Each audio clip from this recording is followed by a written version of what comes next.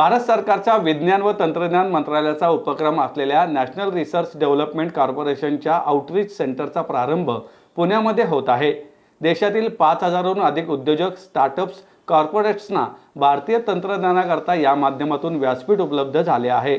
याशिवाय 2000 पेक्षा अधिक पेटंट दाखल झाले असून लाखोंना रोजगाराच्या संधी निर्माण झाल्या आहेत। पुण्यात सुरू असलेल्या केंद्रामुळे या उपक्रमास व तरुणाईला अधिक पाठबळ मिळेल असा विश्वास NRDC नवी दिल्लीचे अध्यक्ष व व्यवस्थापकीय संचालक अमित रस्तोगी यांनी पत्रकार परिषदेत दिली आहे। पत्रकार परिषदेला NRDCचे संचालक शेखर मुंदडा उपस्थित होते।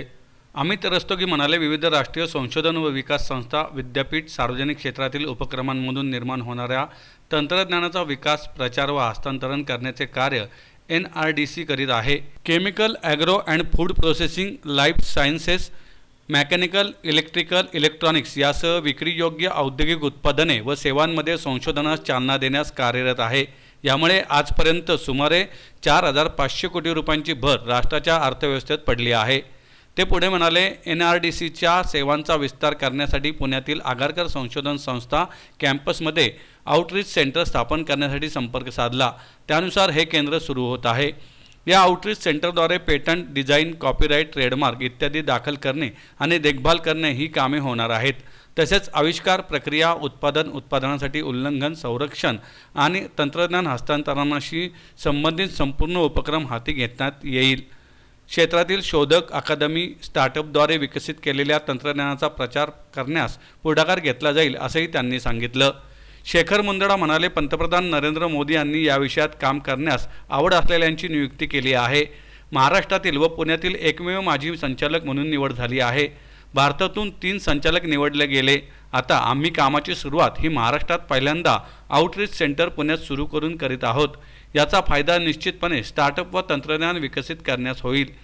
इतकेच नव्हे तर लवकरच आगरकर संस्थेने जी जागा दिली आहे तेथे या सेंटर सोबतच इन्क्युबेशन सेंटर सुरू होईल। याचा फायदा नवउद्योजकांना होईल असंही त्यांनी सांगितलं। सबसे पहले तो मैं आपको ये बताना चाहता हूँ कि NRDC जो है वो डिपार्टमेंट ऑफ साइंटिफिक और इंडस्ट्रियल रिसर्च का पार्ट है, जो ministry of science end technology K under में आती है।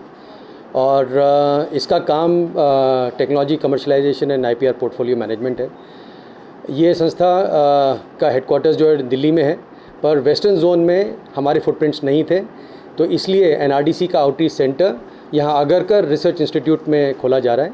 और उनके साथ हमारा MOU पिछले 2 महीने पहले हुआ और वहाँ पर कल इनॉग्रेशन होगा।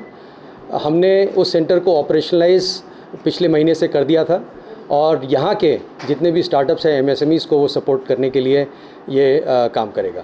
चूँकि ये पूना में ही स्थित है और आपके ही आगरकर रिसर्च इंस्टीट्यूट के प्रेमाइसेस से ऑपरेट करेंगे, तो पूना वासियों को तो बिल्कुल उससे फ़ायदा होगा, क्योंकि जो यहाँ के लोकलाइज्ड एरियाज़ हैं, पूना के भी और पूना के आसपास के एरियाज़ हैं, वो हमारे सेंटर को दिल्ली ना अप्रोच करके डायरेक्टली वो पूना से लाभ उठा सकते हैं। यहाँ पर एक तो इंडस्ट्री और दूसरा रिसर्च और एकेडमिया, ये तीनों चीज़ यहाँ पर मौजूद हैं।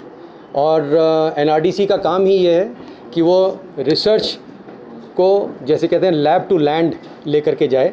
तो रिसर्च जो हमारे एकेडमिक इंस्टीट्यूट्स में हो रहा है या रिसर्च इंस्टीट्यूट्स में हो रहा है, उसको पाने के लिए इंडस्ट्री है।